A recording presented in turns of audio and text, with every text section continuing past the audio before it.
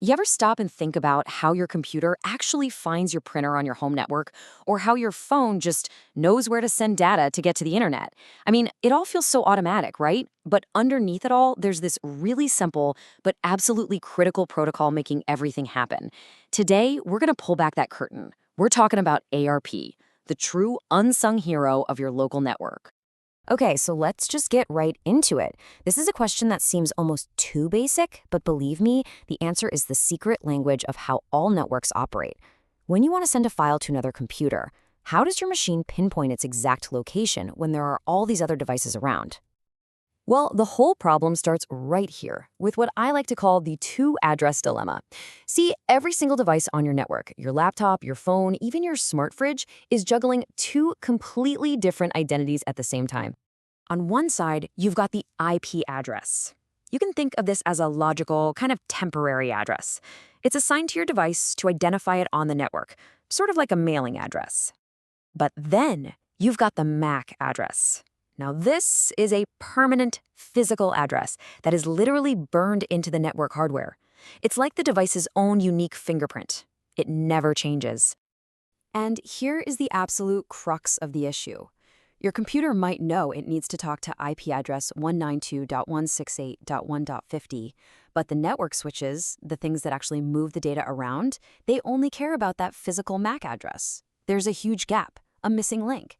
And whenever that link breaks, that's when you get those super infuriating connection errors, even when everything looks like it's plugged in just fine. To make this whole thing crystal clear, let's use a really simple analogy. For just a second, forget about networks and just picture an apartment building. Okay, so think of the IP address as just the apartment number. It tells you the general location, apartment 5B, but it doesn't tell you who is actually inside. The MAC address, that physical address, well, that's the actual person living in the apartment. It's their unique identity. See, you need to deliver a package to the person, not just to the front door. And this brings us right back to our network problem, just framed in a way that makes a lot more sense. If you've got a package for the person in apartment 5B, but you have no idea who they are, what do?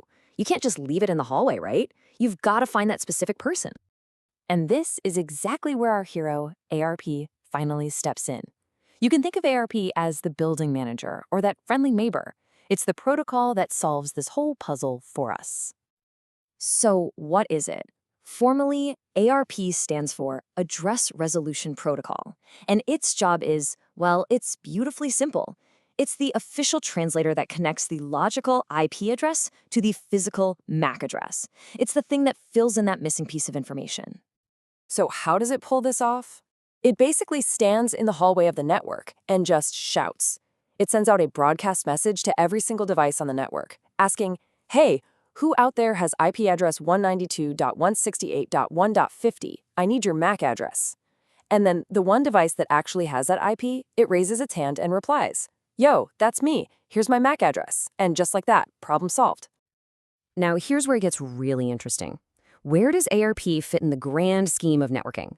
Well, it doesn't fit neatly into Layer 3, where all the IP stuff happens, or into Layer 2, which handles MACs. Nope.